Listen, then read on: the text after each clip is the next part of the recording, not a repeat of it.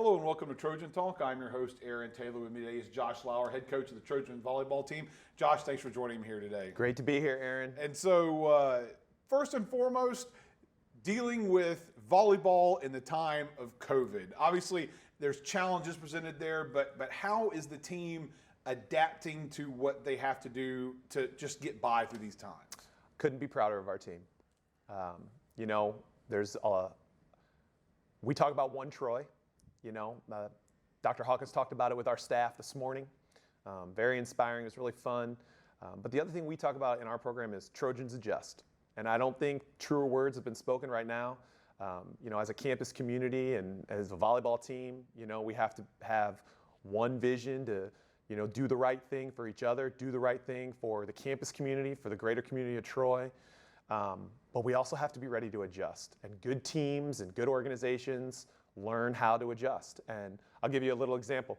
Right before our very first practice of the year on August 3rd, new guidelines came out from the Sun Belt Conference and the CDC, and we were wearing masks in practice. And we've done it every practice since then. And, now it's like our players it's like putting on their shoes or putting on their knee pads. We do it because that's what needs to be done. And that's what we need to do to play volleyball, And so, and we want to play volleyball and we want to do it safe. So Trojans adjust. Adjust. Well, let's talk about adjusting from a record season, historic season, moving into this season. You're getting that team basically is back again. You've got some of your top players been recognized by the conference, but having that historic season last year, seeing the first ever postseason play, moving into this season, which is going to be a unique season in and of itself. How is that making that transition, and how do you see the team making the adjustment to keeping things going the way it's keeping the train on the tracks? Yeah, I think that they were really excited if it was going to be a really normal year, right? Like it just made a whole lot more sense. Man, everybody's coming back and, we're going to go for it and things like that. I don't think our focus has necessarily changed about us getting better and, trying to be the best team that we can be. But the situation is different, right? Like the schedule is very different. At any time we could be with or without a player for no fault of anyone's. It's just the new environment. So I think that when they first got back, we're gung-ho. You get in a little bit deeper and you realize being off for 5 months is challenging. So we went through a little valley there, physically and a little bit mentally and emotionally just because of, dealing with, the changes. But I think we've kind of come through that valley, and I think they're really excited to play.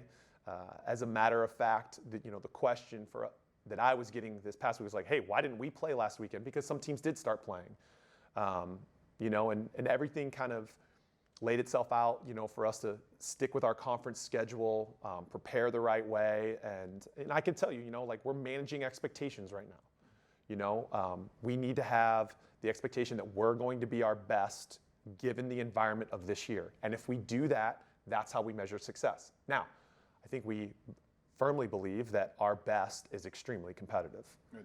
And you talk about that schedule, and that's one of the different things this year is because you're playing a conference-only schedule, but you're also packing a lot of games into a weekend, a potential to have to play 15 sets over the course of 2 days. And that, I know that's got to be tough, but talk about how that new schedule is going to play out for you guys. Yeah, I think there's parts of it that we're really going to like. I think preparing for one opponent in a week is going to be really good because we don't have to find ways to split time. We can have one single focus. I think traveling to one place, is better for our rest and recovery and our ability to be great each match when we're on the road. So I think there's some real advantages to it.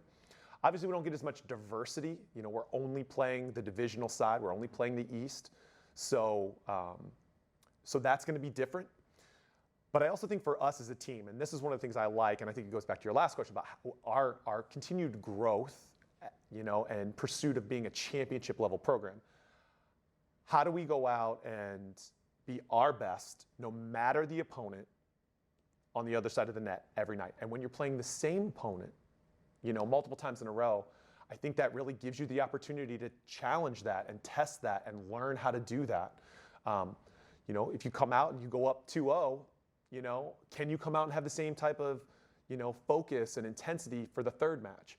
If you're down 0-2, can you come out and regroup for a third match? If it's 1-1, and you're going into that last match, like, can you, get yourself in the right place competitively? So I think there's some things that we can really use to help our continued growth, as we mature.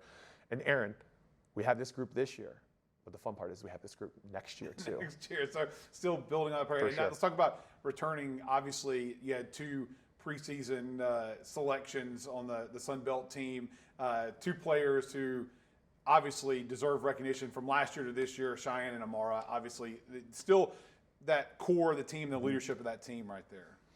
Yeah, we've leaned heavy on our leadership, especially over the, I call it our hiatus, just to stay organized and stay connected, and I think part of our growth as a staff and as a program, I firmly believe that we're here to empower our players to pursue their passions, pursue their goals, right?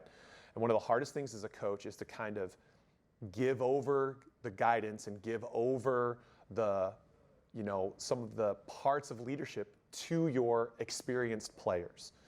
And so that's a process for us as a coaching staff, but it's also different for our players. It's different for, our returners to feel a little bit more leadership responsibility that we need them to take, because that's what great teams do.